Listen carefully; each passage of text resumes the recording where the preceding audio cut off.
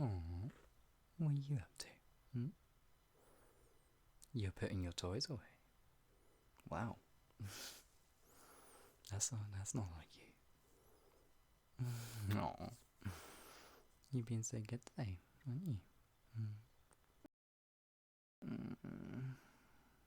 We could, baby, but it's very late. Oh, bless you. I know you're asking for 5 more minutes, but your body and your yawn, your cute little yawn tells me otherwise. No, come on, it's bedtime now. Oh, you even got your pajamas on.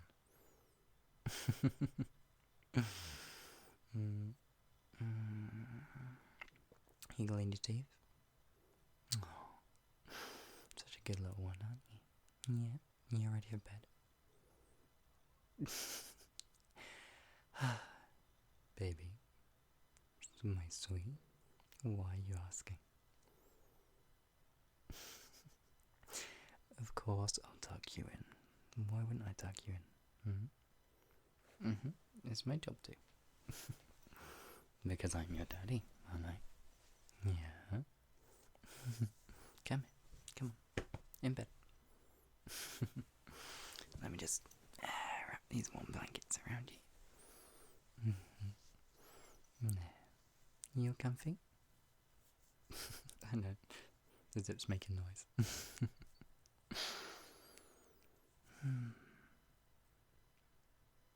You want a bedtime story? I can try.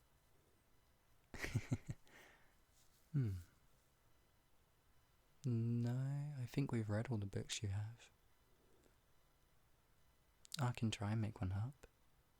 Yeah. Close your eyes, little one. Just listen to my voice. Once upon a time.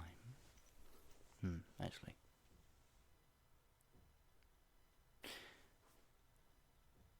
The wind was blowing. You could hear the sound of the snow crunching underneath their thick snow boots. The trees were swaying, and the snow was falling, graciously but heavily. They had been wandering for so long. They had lost track of how many times the sun had gone down and the moon had arose. The cold air blew against their coat. For the probably 1,000th time, they stabbed their sword into the ground to keep themselves standing as the wind pushed against them. They had been wandering for so very long. It had been many, many treacherous nights and days, but they knew they were getting closer. They could hear the birds chirping, which was odd, considering the weather. They pondered about starting a fire and pitching a tent, but the strong gales told them all they needed to know.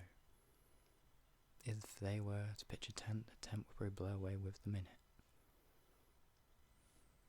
So they wandered, and they came to a cliffside in the mountain. A frozen waterfall at both ends. If the air hadn't been so foggy and so thick, it would have looked quite a beauty, quite a sight. Crystal-like water frozen in the air. All the foliage and the grass buried under thick snow, but some bushes still able to be seen. They spotted what looked like a wooden post in the distance. There was no civilization as far as they knew for quite a long way. So they headed off to investigate. The cliffside would provide a good cover for the wind. Although they had been dressed warmly, the higher they got, and the more the weather continued, the colder the air became.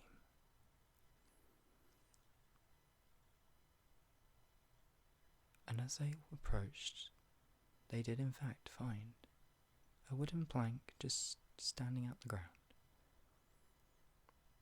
They walked down this path of wooden planks, almost like a stairs that had fallen apart, but was still somehow standing. And they came to what remained of a log cabin, like someone had carved a hole into this cliff and had built a house there. Although it remained, it wasn't in the best condition.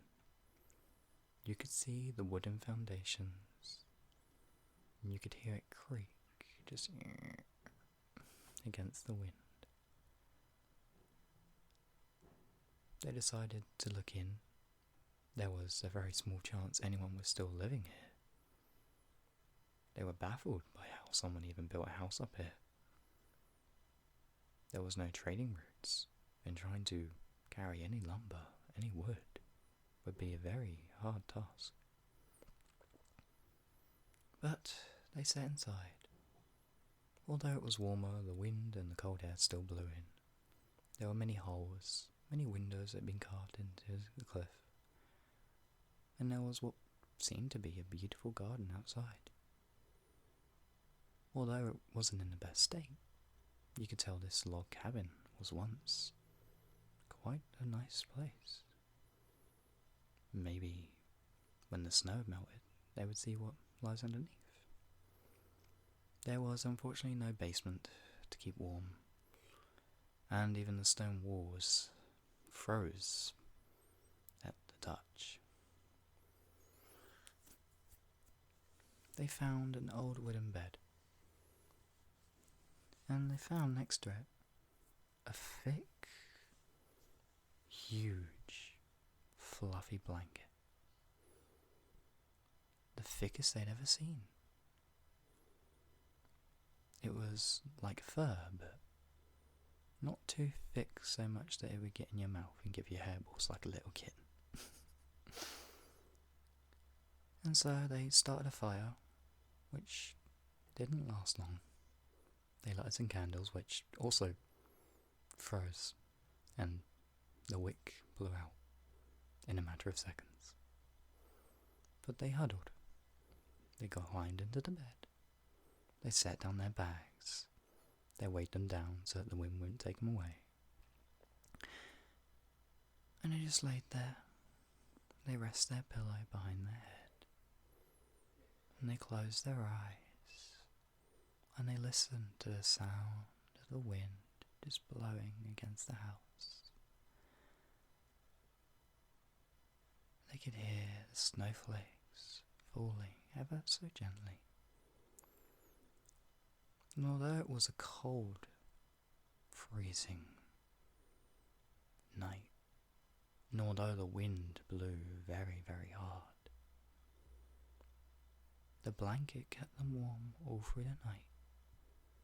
Although the snow poured in, and when they would awake, it would be up to their knees,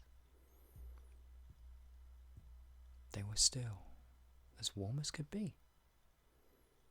They put up their hoods, and the blanket just kept them warm. So very warm. It reminded them of when they take a nice warm bath. And all night, they were okay. They slept the longest they had ever slept. They were so very tired, they almost slept the whole day. I'm that blanket, baby, my little one.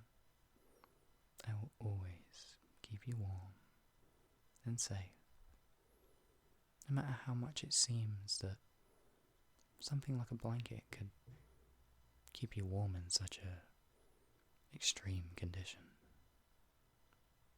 I will. I will always be here to keep you warm, to give you all the hugs and snugs, to take care of you.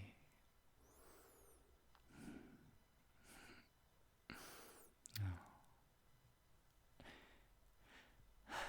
You look so cute when you're asleep, little one. Good night, my precious little treasure. Sweet dreams, my sweet.